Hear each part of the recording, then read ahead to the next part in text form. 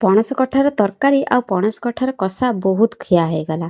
ସେଥିପାଇଁ ଆଜି ପଣସ କଠାର କୋପ୍ତା କରିବି ବୋଲି ଭାବିଲି। ସେଥିପାଇଁ ଫାଷ୍ଟ ଗୋଟେ କଞ୍ଚା ଲଙ୍କା ଆଉ ଗୋଟେ ପିଆଜକୁ ଛୋଟ ଛୋଟ କରି କାଟିଦେଲି। ଆଗରୁ ପଣସ କଠା ସିଝେଇକି ରଖିଥିଲି। ତାକୁ ଥଣ୍ଡା ହେଇସାରିଲା ପରେ ଦରଦରା କରି ହାତରେ ଛିଡ଼େଇ ଦେଲି। ସେଥିରେ କଟା ହେଇଥିବା ପିଆଜ, କଞ୍ଚା ଲଙ୍କା, ଲୁଣ, ହଳଦୀ ଆଉ 2 ଚାମଚ ବେସନ ଦେଇ ତାକୁ ଛୋଟ ଛୋଟ ଗୋଲ ଗୋଲ ବଲ୍ ବନେଇବାକୁ ଲାଗିଲି। କଢ଼େଇରେ ତେଲ ଗରମ କରି ସେ ଛୋଟ ଛୋଟ ଗୋଲ ଗୋଲ ବଲ୍ ଗୁଡ଼ାକୁ ଛାଣିବାକୁ ଲାଗିଲି।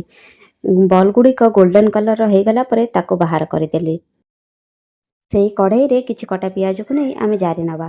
ଜାରି ହେଇସାରିଲା ପରେ ଅଦା ରସୁଣ ପେଷ୍ଟ ଆଉ ଗୋଟେ ଟମାଟର, ସ୍ୱାଦ ଅନୁସାରେ ଲୁଣ, ହଳଦୀ, ଲଙ୍କାଗୁଣ୍ଡ, ଧନିଆ ପାଉଡ଼ର ସବୁ ଦେଇ ମସଲାକୁ ଭଲ ଭାବରେ କଷି ନେବା। ମସଲା କଷି ହେଇସାରିଲା ପରେ ଏଠି ମୁଁ 2 ଚାମଚ ଦହିରେ ଅଳ୍ପ କିଛି ପାଣି ଦେଇ ସେ ମସଲାରେ ସେ ଦହିକୁ ଢାଳି ଦେଇଛି।